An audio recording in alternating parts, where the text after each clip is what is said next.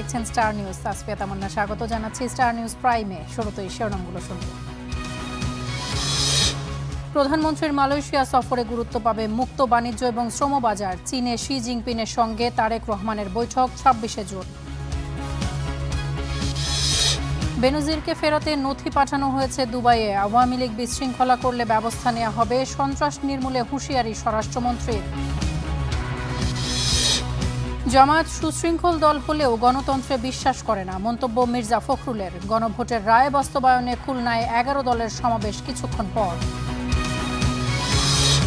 চাঁপাইনবাবগঞ্জে ফের 20 জনকে পুশিনের চেষ্টা। সীমান্তে বাংলাদেশে কাঁটাতারের বেড়া দেওয়ার সিদ্ধান্তকে সময় উপযোগী বলছেন বিশ্লেষকরা।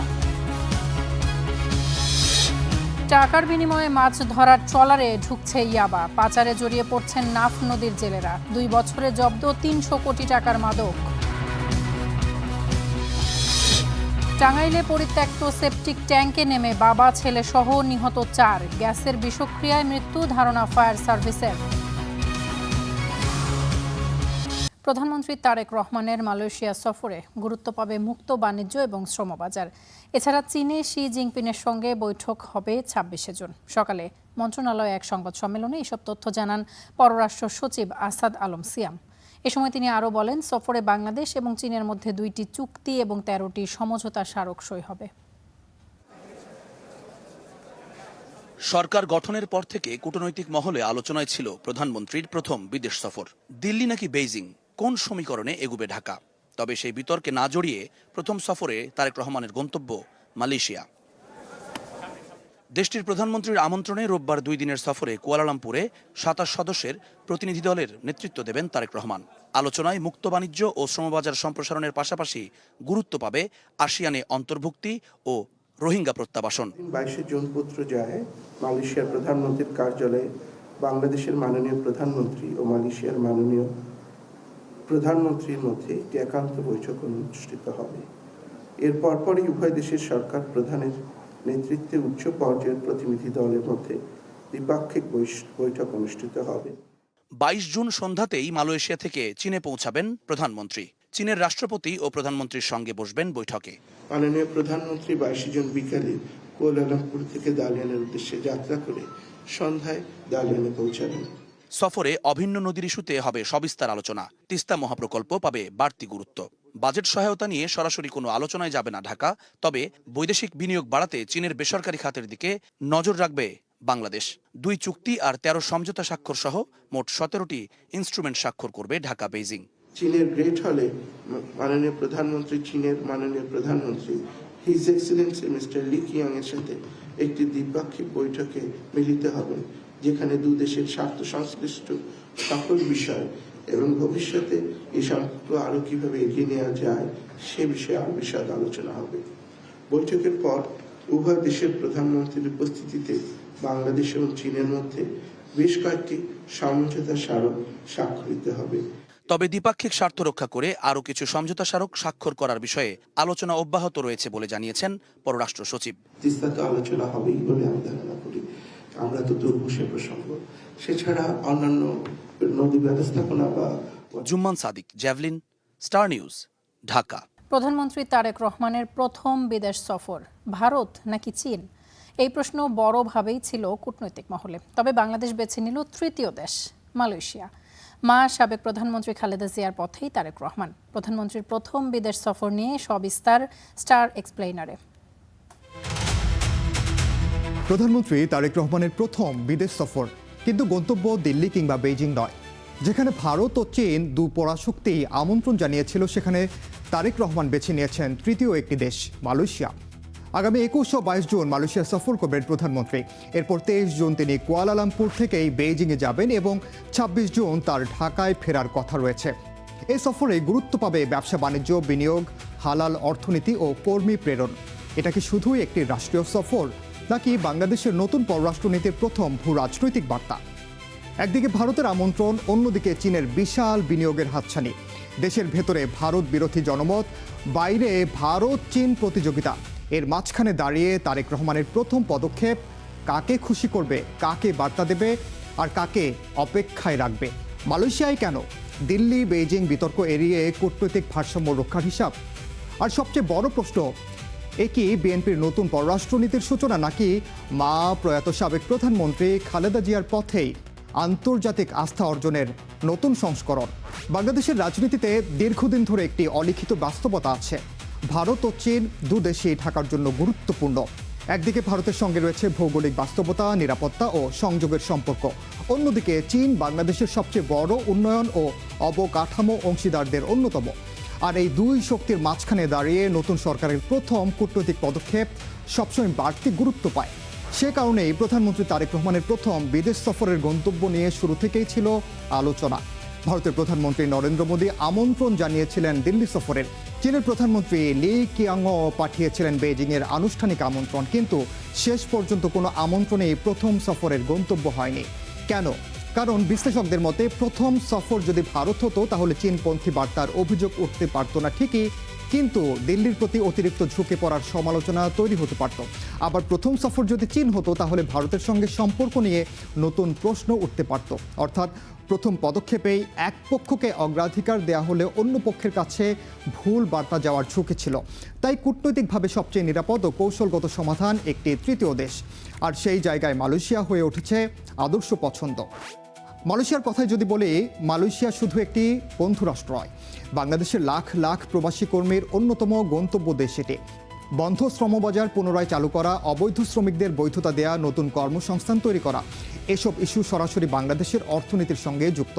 এর পাশাপাশি শিক্ষা, বিনিয়োগ, প্রযুক্তি এবং উৎপাদন খাতেও দুদেশের সহযোগিতা বাড়ানোর সুযোগ রয়েছে। কিন্তু গল্প এখানেই শেষ নয়। মালয়েশিয়া সফরের পরে তারেক রহমান যাচ্ছেন চীনে, আর সেখানে রয়েছে সফরের সবচেয়ে গুরুত্বপূর্ণ ভূ রাজনৈতিক অধ্যায়। সফরের বিষয়ে পররাষ্ট্র সচিব জানান, চীন সফরের 2টি চুক্তি এবং 13টি সমঝোতা স্মারক সইয়ের আশা করছে ঢাকা, যেখানে চীনের প্রেসিডেন্টের সঙ্গে দ্বিপাক্ষিক বৈঠক করবেন তারেক রহমান। আলোচনায় আছে দ্বিতীয় পদ্মা সেতু, তিস্তা মহাপরিকল্পনা, যমুনায় নতুন সেতু, চীনা অর্থনৈতিক অঞ্চল, বৈদ্যুতিক গাড়ি শিল্প, কৃষি প্রযুক্তি এবং বিনিয়োগ বৃদ্ধি। চীন এরই মধ্যে বাংলাদেশের অন্যতম বৃহৎ বিনিয়োগকারী ও উন্নয়ন সহযোগী, যে কারণে বেইজিং সফর অর্থনৈতিক দিক থেকে অত্যন্ত গুরুত্বপূর্ণ। এটি কি বাংলাদেশের কূটনৈতিক দিক পরিবর্তনের ইঙ্গিত? বাংলাদেশ কি ভারত কেন্দ্রিক অবস্থান থেকে চীনমুখী হচ্ছে, নাকি নতুন এক ভারসাম্যের পথে হাঁটছে? বিশ্লেষকদের মতে উত্তরটি দ্বিতীয়টি। কারণ বর্তমান বিশ্ব আর খালেদা জিয়ার 1991 সালের বিশ্বের মতো নয়। তখন ছিল আমেরিকা কেন্দ্রিক এক মেরু বিশ্ব ব্যবস্থা। আজকের বিশ্ব বহু মেরু কেন্দ্রিক। Washington, Beijing, Delhi, Riyadh, Brussels সব শক্তি কেন্দ্রকে একসঙ্গে বিবেচনা করতে হয়। এখানেই মা ও ছেলের প্রথম বিদেশ সফরের মধ্যে একটি অদ্ভুত মিলও খুঁজে পাওয়া যায়। খালেদা জিয়া ক্ষমতায় এসে প্রথম বড় বিদেশ সফরে গিয়েছিলেন যুক্তরাষ্ট্রে। উদ্দেশ্য ছিল আন্তর্জাতিক আস্থা অর্জন এবং নতুন সরকারের গ্রহণযোগ্যতা প্রতিষ্ঠা। তারেক রহমানও একই কাজ করছেন। পার্থক্য শুধু গন্তব্যে নয়, সময়ের বাস্তবতায়। খালেদা জিয়া বার্তা দিয়েছিলেন এক শক্তি কেন্দ্রিক বিশ্বের কাছে, তারেক রহমান বার্তা দিচ্ছেন বহু শক্তি কেন্দ্রের বিশ্বের কাছে। সাবেক আইজিপি বেনজির আহমেদকে দেশে ফেরাতে সব নথি দুবাই পাঠানো হয়েছে বলে জানিয়েছেন স্বরাষ্ট্রমন্ত্রী সালাউদ্দিন আহমদ। সচিবালয়ে সাংবাদিকদের সঙ্গে তিনি কথা বলার সময় আরও জানান, কার্যক্রম নিষিদ্ধ আওয়ামী লীগ বিশৃঙ্খলা করলে কঠোর ব্যবস্থা নেওয়া হবে। মোহাম্মদপুরে সন্ত্রাস নির্মূলে দ্রুত পদক্ষেপ নেবার কথাও জানিয়েছেন তিনি। কার্যক্রম নিষিদ্ধ আওয়ামী লীগ 23 জুন নাশকতা চালাতে পারে, পুলিশ হেডকোয়ার্টার্স থেকে এমন একটি চিঠি ইস্যু করা হয় অধীনস্থ সংস্থাগুলোতে। এ খবর প্রকাশিত হয় গণমাধ্যমে। শনিবার সংবাদ সম্মেলনে স্বরাষ্ট্রমন্ত্রী জানান, সতর্কতার অংশ হিসেবেই চিঠিটি ইস্যু করা হয়েছে। কার্যক্রম নিষিদ্ধ দলটিকে কোনো ধরনের তৎপরতা চালাতে দেয়া হবে না। আমরা তো পলিটিক্যালি বলি যে it is no political party, এটা একটা মাফিয়া পার্টি। তো তারা বাংলাদেশে উশৃঙ্খলা অস্থিরতার সৃষ্টি করতে চাইবে, তো পুলিশ বাহিনী তার দায়িত্ব পালন করবে, সেজন্য অ্যালার্ট করা হয়েছে সারা দেশে। বেনজির আহমেদকে দেশে ফেরাতে সরকার সব ধরনের ব্যবস্থা নিয়েছে বলে জানান স্বরাষ্ট্রমন্ত্রী। বলেন, 12 জুন আরব আমিরাত সরকারের কাছ থেকে খবর শোনার 3 দিনের মধ্যেই বেনজিরকে দেশে ফেরাতে যাবতীয় কাগজপত্র পররাষ্ট্র মন্ত্রণালয়ের মাধ্যমে আমিরাত সরকারের কাছে পাঠানো হয়েছে। পররাষ্ট্র মন্ত্রণালয় তাদেরও একটি আরবিতে ট্রান্সলেট করার বিষয় ছিল, একটা পিটিশন, সেটা করে ওই বিকেলেই তারা ডিপ্লোম্যাটিক ব্যাগে করে ইউএই গভর্নমেন্টের কাছে পাঠিয়েছে। তা আমরা আশা করি ইউএই গভর্নমেন্ট যথাযথ প্রক্রিয়া অনুসরণ করে খুব শিগগির তাকে ফেরত দেওয়ার ব্যবস্থা করবে। স্বরাষ্ট্রমন্ত্রী জানান, রাজধানীর মোহাম্মদপুরে অপরাধীদের নির্মূলে শিগগিরই পদক্ষেপ নেওয়া হবে। মোহাম্মদপুরকেও আমরা নিয়ন্ত্রণে নিয়ে আসবে ইনশাআল্লাহ, সেখানে অপরাধীদেরকে নির্মূল করা হবে পর্যায়ক্রমে। এটা পরিকল্পনার বিষয়, আমরা সেভাবে আগাবো। সালাউদ্দিন আহমদ দাবি করেন, দেশের আইন শৃঙ্খলা পরিস্থিতি দ্রুতই উন্নতি হচ্ছে। মাহাদি হাসান, স্টার নিউজ, ঢাকা। জামাত সুশৃঙ্খল রাজনৈতিক দল হলেও গণতন্ত্রে বিশ্বাসী নয় বলে মন্তব্য করেছেন স্থানীয় সরকার মন্ত্রী এবং বিএনপি মহাসচিব মির্জা ফখরুল ইসলাম আলমগীর। সকালে মুন্সিগঞ্জে মোল্লারচর সেতু নির্মাণে সম্ভাব্য এলাকা পরিদর্শন শেষে জুলাই আন্দোলনে ৩ শহীদের কবর জিয়ারত করেন তিনি। এ সময় মির্জা ফখরুল ইসলাম আলমগীর আরও বলেন, রাজনৈতিক দল হিসেবে জামায়াত সুশৃঙ্খল, তবে তারা গণতন্ত্রে বিশ্বাস করে না। প্রধানমন্ত্রী মালয়েশিয়া সফর বন্ধ থাকা শ্রমবাজার খুলে দেওয়ার বিষয়ে আলোচনা হবে বলে জানিয়েছেন মন্ত্রী। পরে অংশ নেন এক মতবিনিময় সভায়।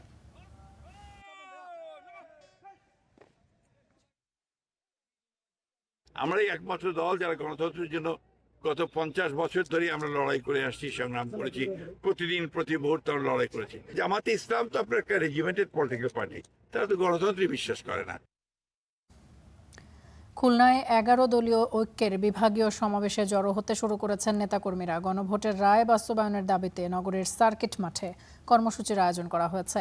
এতে প্রধান অতিথি বিরোধী দলীয় নেতা এবং জামায়াত ইসলামের আমির শফিকুর রহমান, থাকবেন এনসিপি সহ অন্য দলের শীর্ষ নেতারাও। সমাবেশস্থলে খণ্ড খণ্ড মিছিল নিয়ে এরই মধ্যে আসতে শুরু করেছেন বিভাগের বিভিন্ন জেলার নেতারা। এর আগে একই দাবিতে অন্য বিভাগীয় শহরেও সমাবেশ করেছে 11 দলীয় জোট।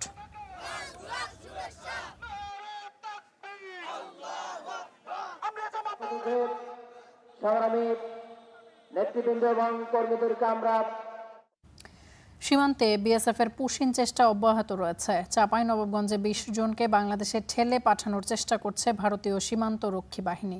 বিজিবি জানায়, শুক্রবার রাতে আধারে চৌকা সীমান্ত এলাকায় নারী শিশুসহ 20 জনকে পুশিংয়ের চেষ্টা চালায় বিএসএফ, তবে তা প্রতিহত করেছে বিজিবি। তারপর থেকেই সীমান্তে শূন্য রেখায় আটকে রয়েছেন তারা। এর আগে বিভিন্ন সীমান্তেও পুশিংয়ের চেষ্টা চালিয়েছে বিএসএফ। সীমান্ত সুরক্ষায় সতর্ক অবস্থানে রয়েছে বিজিবি, জোরদার রয়েছে টহলও।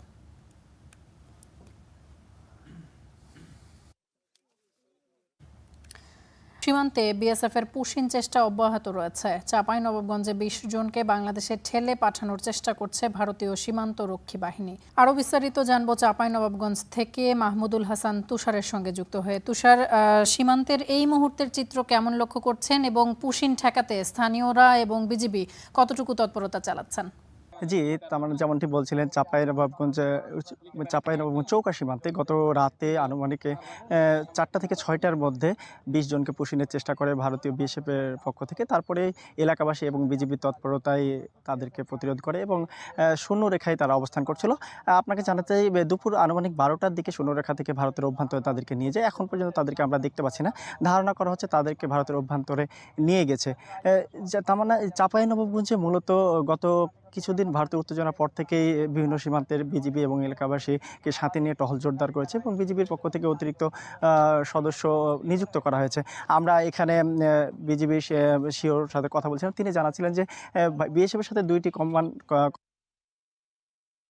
হিসেবে তাদেরকে ভারতের অভ্যন্তরে নিয়ে যায়। এখানে একজন এলাকাবাসীর পক্ষ থেকে একজন আছে, আমরা তার কাছে জানবো যে আসলে আজকে মূলত এখানে কি ঘটনা ঘটেছিল। একটু ওদিকে তাকে। আজকে ভোর 4টার দিকে, 4টার দিকে আপনার হলো ভারতের বিএসএফ বাংলাদেশের ভিতরে প্রায় 20 থেকে 25 জন লোক কিন্তু তারা কিন্তু পুশিং করে এবং বাংলাদেশের ভিতরে কিন্তু অলরেডি অনেকখানি ভিতরে ঢুকে যায়। বাংলাদেশ বিজেপি এবং জনগণ তাদের সক্ষমতায় তারা কিন্তু আবার জিরো ল্যান্ডে আইনা কিন্তু তাদেরকে অবস্থান করে প্রায় 2 থেকে 2.5 ঘন্টা ছিল এবং বাংলাদেশ বিজেপি তাদেরকে আবার তাদের ভিতরে আবার পাঠিয়ে দিয়েছে। তাদের ভিতরে কিন্তু আমরা একটু তাদের সাথে সাক্ষাৎ হওয়ার একটু ছিল, সৌভাগ্য ছিল। তারা কিন্তু আসলে এটা কিন্তু মুর্শিদাবাদ জেলা। এই মুর্শিদাবাদ জেলার ভিতরে কিন্তু তারা তাদের বাড়ি কাউরি না, তাদের বাড়ি কিন্তু আপনাদের পশ্চিমবঙ্গের আশেপাশে কোনো এক জেলাতে। তারা কিন্তু ওই সব অঞ্চলকে বাদ দিয়ে তারা এই লোকেশনটা বেছে নিয়েছে। একটা কারণ কি জানেন, এখান থেকে 2 সাইডে কিন্তু ভারতের তার বেড়া, মধ্যখানটা কিন্তু একটা আছে, নদী আছে, ছোট্ট নদী, খাল। তারপরে বাড়ি, এখান থেকে 300 মিটার ভিতরে ঢুকাই দেওয়ার চেষ্টা সহজ হয়। এই জন্য তারা কিন্তু এখানে এই যে পুশিং করে। জি, আমরা যে দিনে তেনার কাছে জানছিলাম যে আসলে ভারতের বিএসএফ কর্তৃক যে বাংলাদেশের অভ্যন্তরে তাদেরকে নিয়ে আসা হয়েছিল, তারপরে তিনি তাদের সাথে কথা বলছিলেন। আমরা এলাকাবাসী কয়েকজনের সাথে কথা বলছিলাম, তিনাদের সাথে কয়েকজনের সাথে কথা হয়েছিল যে ভারতের বিএসএফ কর্তৃক তাদেরকে নির্যাতনের কথা আমরা একটি অভিযোগ শুনছি যে তাদেরকে বাংলাদেশে যে সব আছে পুশিং করার চেষ্টা করে তাদেরকে নির্যাতন করা হচ্ছে। জি, এই ছিল সবশেষ তথ্য চাঁপাইনবাবগঞ্জ সীমান্ত থেকে। তুষার, অসংখ্য ধন্যবাদ আপনাকে আমাদের সঙ্গে যুক্ত হওয়ার জন্য। দর্শক, চাঁপাইনবাবগঞ্জ সীমান্ত থেকে যুক্ত হয়েছিলেন আমাদের সহকর্মী তুষার। তিনি জানাচ্ছিলেন পুশিনের খবরাখবর। ভারতের ক্রমাগত পুশিন এবং মিয়ানমারের নানামুখী সন্ত্রাসী তৎপরতার মাঝে প্রথমবারের মতো সীমান্তে বেড়া দেবার সিদ্ধান্ত নিয়েছে বাংলাদেশ। সরকারের এমন সিদ্ধান্তকে ঐতিহাসিক এবং সময়োপযোগী বলছেন সাবেক কূটনীতিক এবং নিরাপত্তা বিশ্লেষকরা। বলেন, দুই প্রতিবেশীর চোখ রাঙানির শক্ত জবাব হবে এই বেড়া নির্মাণ। সীমান্ত সুরক্ষায় বিজিবির সক্ষমতা এবং প্রযুক্তিগত দক্ষতা বৃদ্ধি করা প্রয়োজন বলেও মত দেন বিশেষজ্ঞরা। ভৌগোলিকভাবে বাংলাদেশের 3 পাশে ভারত, এক অংশে মিয়ানমার। স্বাধীনতার পর থেকে বিভিন্ন ইস্যুতে সীমান্তে দেখা দেয় উত্তেজনা। তবে পশ্চিমবঙ্গে নতুন সরকার আসার পর থেকেই সীমান্ত উত্তেজনার পারদ যেন নামছেই না। প্রতিদিনই চলছে পুশিনের চেষ্টা, অন্যদিকে মিয়ানমার লিপ্ত মাদক আর মানব পাচার সহ সন্ত্রাসী কর্মকাণ্ডে। সব মিলিয়ে সীমান্তে দুই প্রতিবেশীর একের পর এক বিতর্কিত কর্মকাণ্ডে বিব্রত বাংলাদেশ। প্রতিবেশীদের এমন বিরূপ আচরণে ক্ষুব্ধ বাংলাদেশ এবার সীমান্তে কাঁটাতারের বেড়া নির্মাণের সিদ্ধান্ত নিয়েছে। এরই মধ্যে বাংলাদেশের সাথে নিজেদের 93% সীমান্ত কাঁটাতারে সুরক্ষিত করেছে ভারত। তবে স্বাধীনতার 55 বছরেও নিজেদের সীমানায় বাংলাদেশ কোনো কাঁটাতারের বেড়া দেয়নি। সমস্ত মানুষ মিলিয়ে আমরা আর তাই সীমান্ত সুরক্ষায় সরকারের সিদ্ধান্তকে যুগান্তকারী বলছেন এই নিরাপত্তা বিশ্লেষক। মায়ানমারের সাথে করাটা অত্যন্ত যৌক্তিক, কারণ আমরা জানি মায়ানমার থেকে বাংলাদেশে একদিকে রিফিউজি আসছে, আরেকদিকে ড্রাগস আসছে, ইলিগাল আর্মস আসছে, এবং ওই দিক থেকে আমাদের সীমানায় এসে তারা মাইন পুঁতে যাচ্ছে আরাকান আর্মি। তো সেটা প্রতিরক্ষার জন্য যদি সেখানে কাঁটাতারের বেড়া দেওয়া হয়, এটাকে ওয়েলকাম জানাতে হবে অবশ্যই। তবে সীমান্ত নিরাপত্তায় কাঁটাতারের বেড়াকেই একমাত্র সমাধান মনে করেন না এই কূটনীতিক বিশ্লেষক। শুধু কাঁটাতারের বেড়া নির্মাণ করে এই যে সমস্যাগুলো যেগুলোর কথা আমরা আলোচনা করছি, এই সমস্যাগুলোর সম্পূর্ণ সমাধান সম্ভব হবে না। এটাকে একটু স্ট্র্যাটেজিক্যালি দেখতে হবে আমাদের।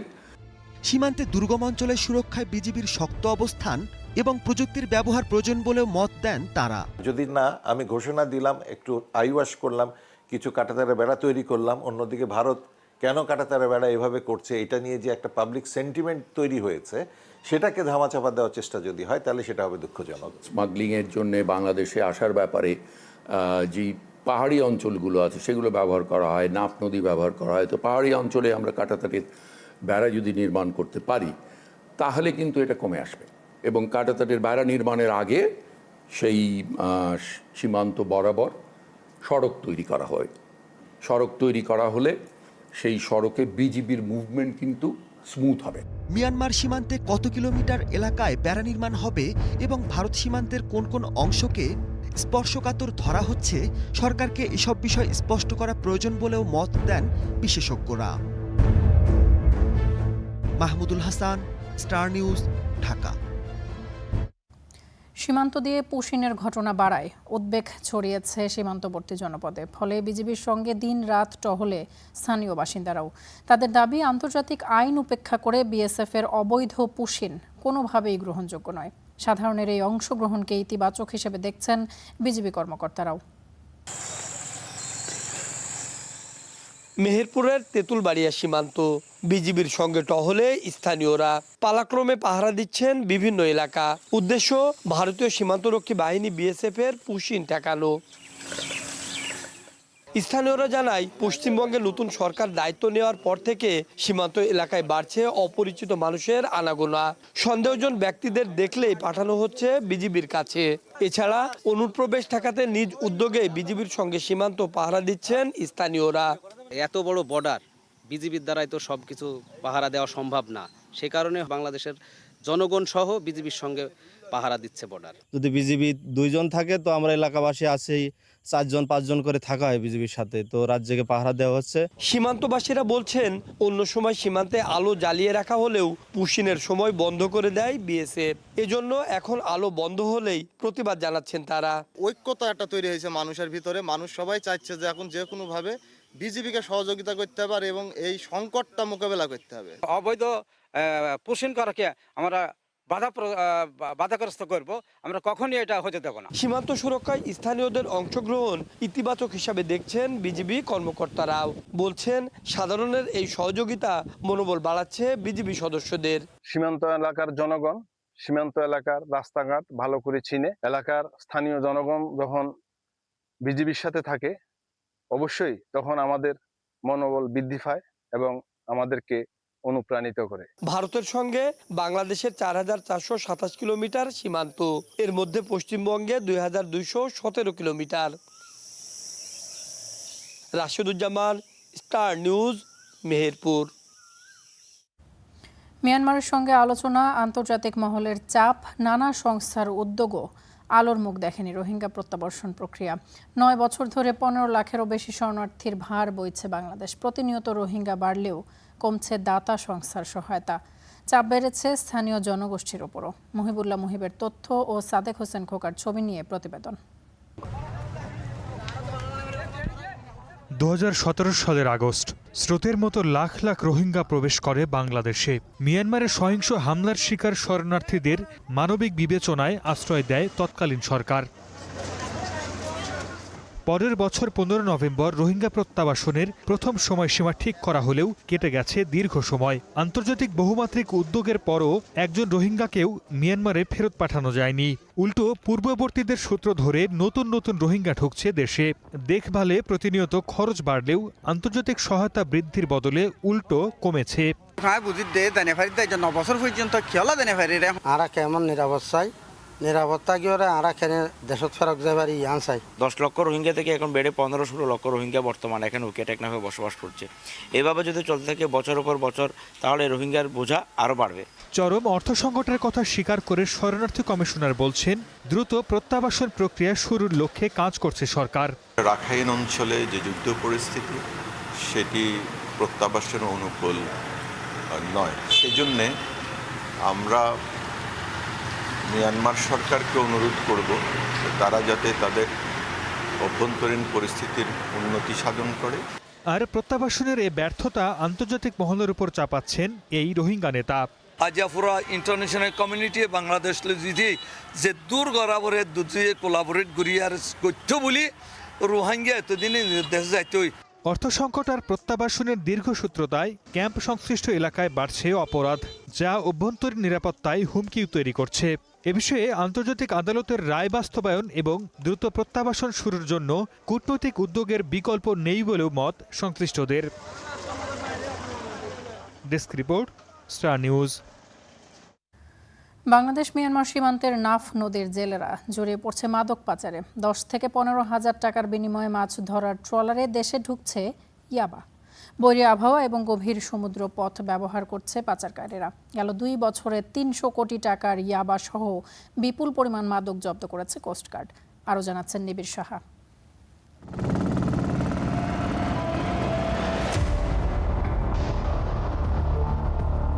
নাফ নদী, এপারে বাংলাদেশের টেকনাফ আর ওপারে মিয়ানমারের রাখাইন রাজ্যের মংডু শহর। এ পথ ধরেই দেশে ঢুকছে ইয়াবার বড় বড় চালান, যা টেকনাফ থেকে ছড়িয়ে যাচ্ছে সারা দেশে।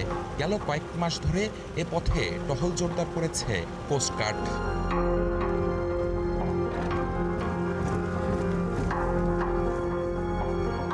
নিয়মিত টহলের পাশাপাশি গোয়েন্দা তথ্যের ভিত্তিতে প্রায় প্রতিদিনই বড় অভিযান পরিচালনা করছে বাহিনীটি, যার কারণে আটকে যাচ্ছে ইয়াবার বড় বড় চালান। গ্রেপ্তার হচ্ছে মাদক কারবারিরা।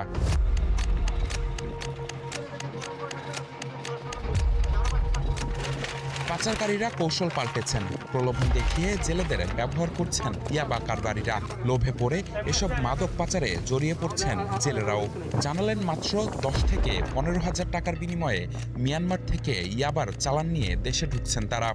আর কোম্পানির মাল আর বাংলাদেশের মধ্যে আনি দেয়। আরেকবার গেছিলাম, ধর একবার মাছ, দুবার গেছি, দুবার মাছ ধরা খাইছি। কম বেশি জেলেরা সবাই আনে।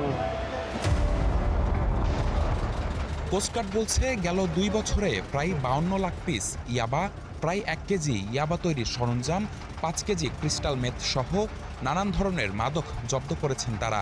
আটক করা হয়েছে প্রায় 250 জনকে। কিছু অসাধু চক্র এবং ব্যবসায়ী বিশেষ করে টেকনাফ, সেন্ট মার্টিন, কক্সবাজার উপকূল এবং আশেপাশের চরাঞ্চল ব্যবহার করে ইয়াবা, ক্রিস্টাল মেথ সহ বিভিন্ন ধরনের মাদক দেশে পাচারের চেষ্টা করে থাকে। বৈরী আবহাওয়া, রাত ও গভীর সমুদ্র সীমা ব্যবহার করে ইয়াবা পাচারের চেষ্টা করছে পাচারকারীরা। যেহেতু এখানে আপনার যখন তখন সমুদ্র উত্তাল হতে পারে এবং বিভিন্ন ধরনের প্রাকৃতিক দুর্যোগ হতে পারে, সো এই সকল মোকাবেলার পাশাপাশি অনেক সময় দেখা যায় যে আধুনিক প্রযুক্তির সহায়তা আমাদেরকে নিতে হয়। বাংলাদেশ কোস্টগার্ড কৌশলগত পরিকল্পনা, প্রযুক্তি নির্ভর নজরদারি এবং সমন্বিত অভিযানের মাধ্যমে সমুদ্রপথে মাদক পাচার প্রতিরোধে কার্যকর ভূমিকা পালন করে আসছে।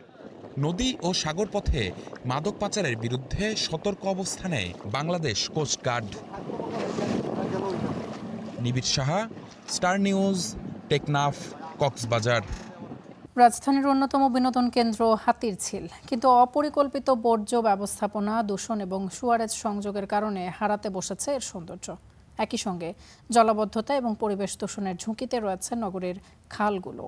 পরিস্থিতি বদলাতে হাতিরঝিল এবং মিরপুরের মুসলিম বাজার খালের পরিচ্ছন্নতা কার্যক্রম পরিদর্শন করেছেন স্থানীয় সরকার প্রতিমন্ত্রী মীর শাহে আলম। দিয়েছেন দ্রুত সংস্কার এবং দখলমুক্ত করার নির্দেশনা।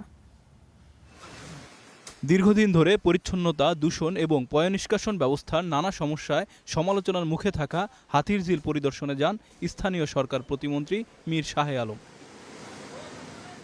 পরিদর্শন শেষে প্রতিমন্ত্রী জানান, হাতিরঝিলের হারানো সৌন্দর্য পুনরুদ্ধারে দ্রুত কার্যক্রম চলছে। ঝিলে বর্জ্য ও দূষণ কমানোর পাশাপাশি সুয়ারেজ লাইনের সমস্যাও সমাধান করা হবে। দর্শনার্থীদের নিরাপত্তা নিশ্চিত করতে রাজুকের মাধ্যমে আনসার সদস্য মোতায়েনের পরিকল্পনার কথাও জানান তিনি। পরিষ্কার পরিচ্ছন্ন শেষ করে আপনার রাস্তার দুই পাশে ফুলের গাছ লাগিয়ে লাইটিং করে সিসি ক্যামেরা থাকবে এবং এখানে অনেক ছিনতাইয়ের অভিযোগও থাকে রাতের বেলায়। এই বিষয়গুলোর জন্য এখানে রাজুকের পক্ষ থেকে আমাদের আনসার নিয়োগের সিদ্ধান্ত আছে। সুয়ারেজ লাইন সেটা দাসেরকান্দিতে যাবে, এটা একটু লং টাইমের ব্যাপার, 2 বছরের মতো সময় লাগবে।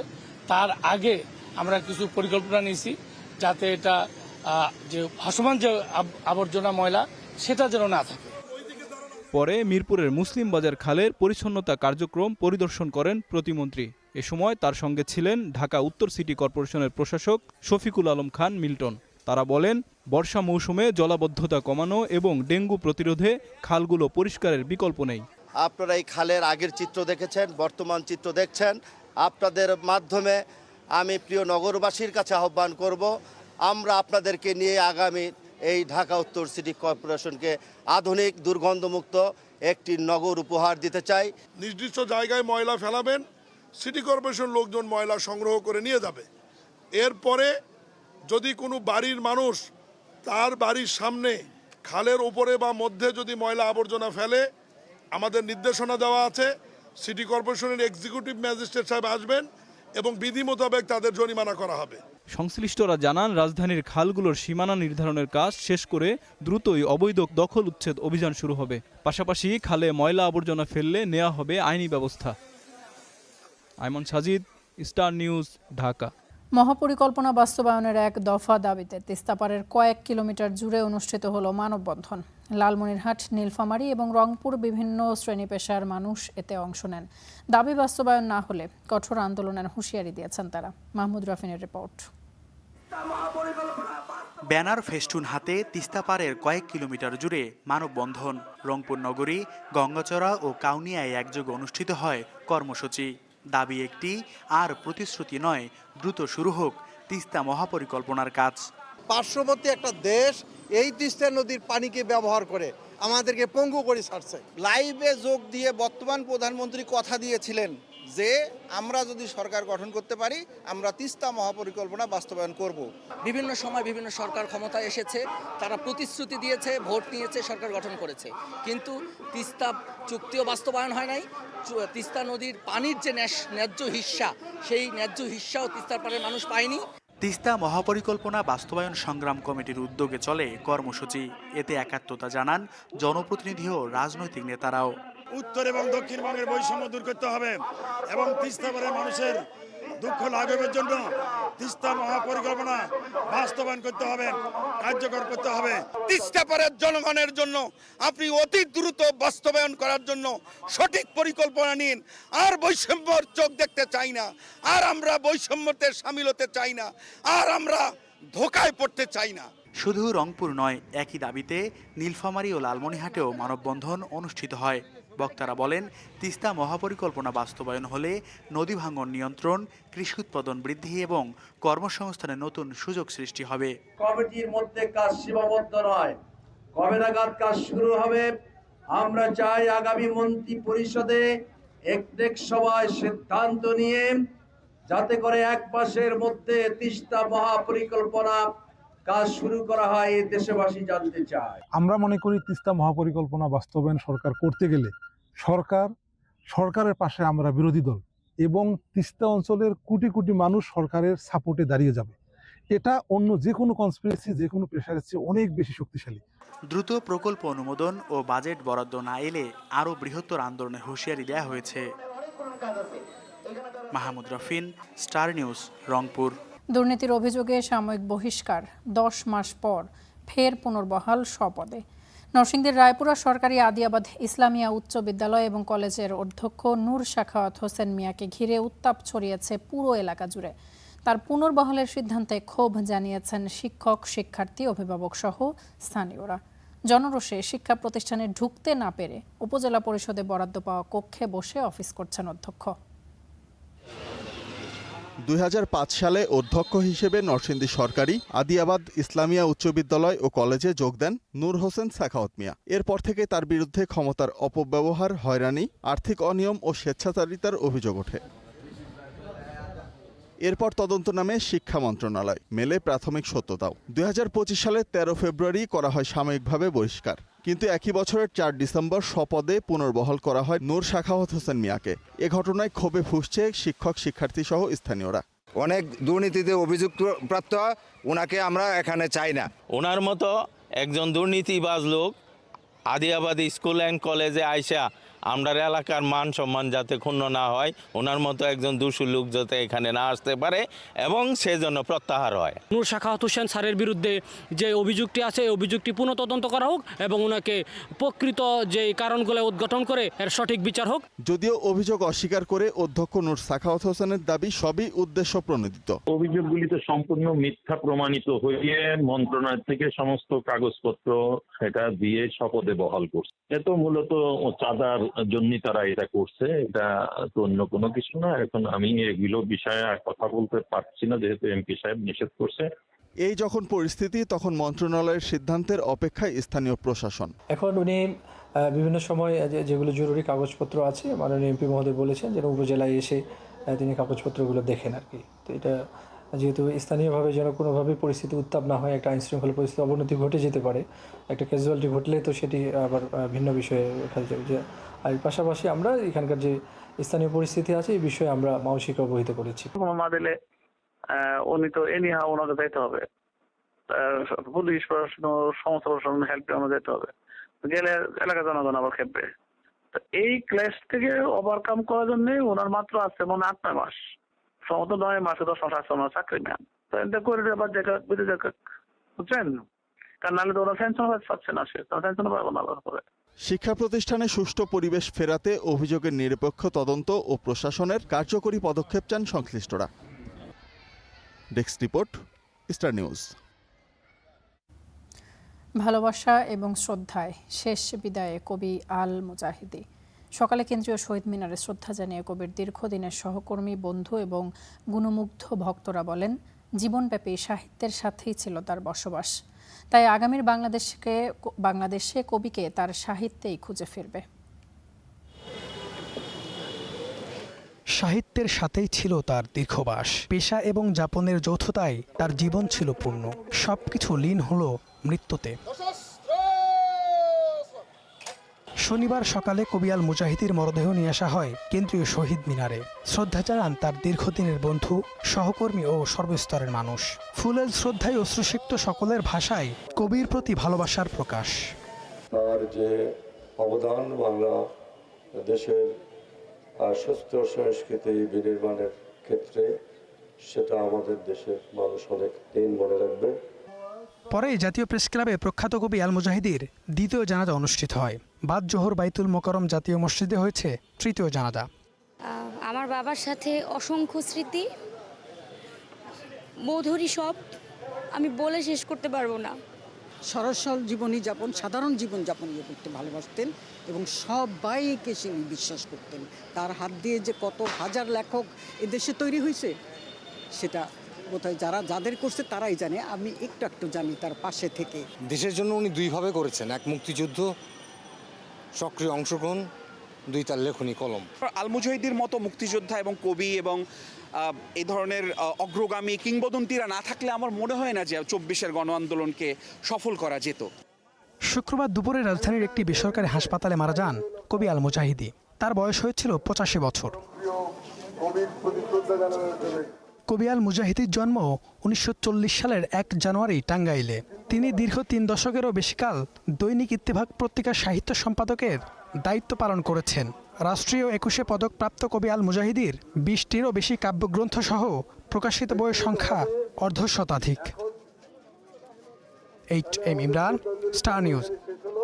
প্রধানমন্ত্রী তারেক রহমানের প্রথম বিদেশ সফরকে কেন্দ্র করে একটি মহল এক ধরনের উস্কানির মাধ্যমে নেতিবাচক পরিস্থিতি সৃষ্টি করার চেষ্টা করছে বলে মন্তব্য করেছেন প্রধানমন্ত্রীর রাজনৈতিক উপদেষ্টা রুহুল কবির রিজভী। শনিবার সকালে রমনা ইঞ্জিনিয়ারিং ইনস্টিটিউশনে ন্যাশনাল আইসিটি ফোরামের এক সেমিনারে বক্তব্য রাখেন তিনি। বলেন, নিজেদের স্বার্থ রক্ষা করেই একটি শক্তিশালী পররাষ্ট্র নীতি তৈরি করবে বিএনপি সরকার।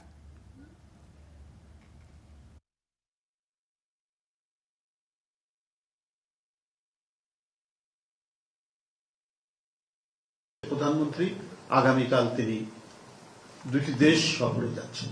বাংলাদেশে নানাভাবে বিভিন্ন ধরনের উস্কানির একটা আবছা আমরা ইঙ্গিত পাচ্ছি। আগামী অর্থবছরে দেশে গাড়ি বিক্রি কমে যাওয়ার আশঙ্কা করছে বাংলাদেশ রিকন্ডিশনড গাড়ির আমদানিকারকদের সংগঠন বারভিটা। প্রস্তাবিত বাজেটে জীবাশ্ম জ্বালানি চালিত মধ্যম সারির গাড়ির উপর করের বোঝা বাড়ায় দেশের মধ্যবিত্ত শ্রেণীর জন্য গাড়ি কেনা দুরূহ হয়ে পড়বে বলে আশঙ্কা করছে বারভিটা। এতে আগামী অর্থবছরে দেশে গাড়ি বিক্রি কমে যাওয়ার আশঙ্কাও করছে এই সংগঠন। দুপুরে বারভিটা আয়োজিত ২০২৬-২৭ অর্থ বছরের বাজেটে রিকন্ডিশনড গাড়ির মোটরযান খাতের প্রস্তাবনা নিয়ে সংবাদ সম্মেলনে বলা হয়, প্রস্তাবিত বাজেটে কর হার বাড়ায় তেল চালিত একটি রিকন্ডিশনড গাড়ির দাম ৩ লাখ টাকা বা তারও বেশি বাড়বে। তাই নতুন হাইব্রিড গাড়ি এবং প্লাগ ইন রিকন্ডিশনড গাড়ির উপর সম্পূরক এবং নিয়ন্ত্রণমূলক শুল্ক আরোপের প্রস্তাব করা হয়েছে।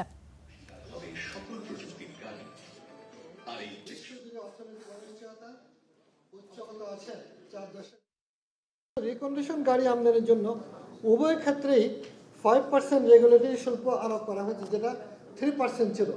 বিষয়টি অত্যন্ত বৈষম্যমূলক। আমরা মনে করি 18 সিসি পর্যন্ত যে হাইব্রিড আছে সেটাকে বরং এই সুবিধাটা দেওয়া উচিত। তাহলে কিন্তু সরকার যেমন রাজস্ব পাবে, তেমনি ক্রেতা সাধারণ গাড়ি কিনতে পারবে। রাষ্ট্রের 3টি বড় ব্যাধি দুর্নীতি, অপচয় এবং সক্ষমতার ঘাটতি।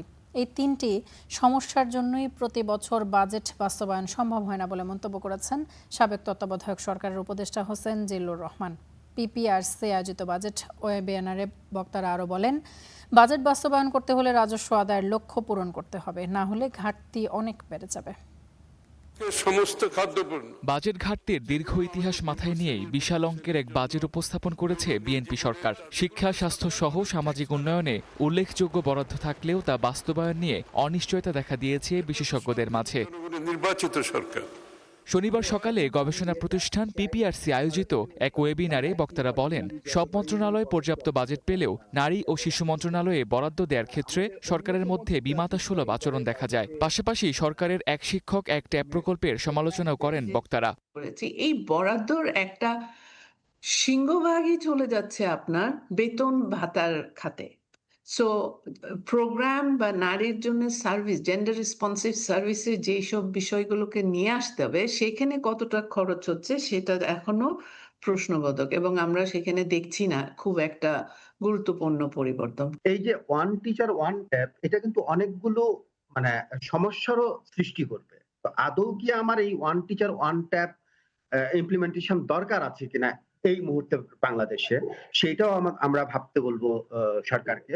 এবারের বাজেটে বিভিন্ন খাতে কর ও শুল্ক ছাড়ের উদ্যোগ নিয়েছে সরকার, তাই বাজেট বাস্তবায়নে রাজস্ব আদায়ের লক্ষ্যমাত্রা অর্জনের কোনো বিকল্প নেই বলে মনে করেন বক্তারা। রেভিনিউ কিন্তু বাড়তে হবে, তা না হলে কিন্তু ওই বাজেট পাস হবে না, মানে বাস্তবায়ন করা যাবে না। সবকিছুর উপরে খেয়াল রাখতে হবে consistency and continuity of the policies that is being declared. আলোচনায় সাবেক তত্ত্বাবধায়ক সরকারের উপদেষ্টা ও পিপিআরসির নির্বাহী চেয়ারম্যান হোসেন জিল্লুর রহমান বলেন, বাজেট প্রস্তাবের পাশাপাশি বাস্তবায়নের রোডম্যাপও দেওয়া উচিত। অপচয়টা ইজ নট জাস্ট এ আফটারথট, একটা ছোটখাটো বিষয়। অপচয় is a vast state disease, রাষ্ট্রীয় একটা ব্যাধি হিসেবে দেখতে হবে। এবং অপচয়টা কোথায়? শুধু খরচ যেটা না, অপচয় হচ্ছে যে আননেসেসারি ইনস্টিটিউশনস আমরা তৈরি করে বসে আছি। বাজেট বাস্তবায়নে দুর্নীতি নির্মূল, অপচয় রোধ ও রাজস্ব আদায়ে সরকারের সক্ষমতা বাড়ানোর পরামর্শ দেন আলোচকরা। Tamjid Ahmed, Star News. এবং এই ছিল স্টার নিউজ প্রাইমে। এতক্ষণ সাথে থাকার জন্য ধন্যবাদ সবাইকে।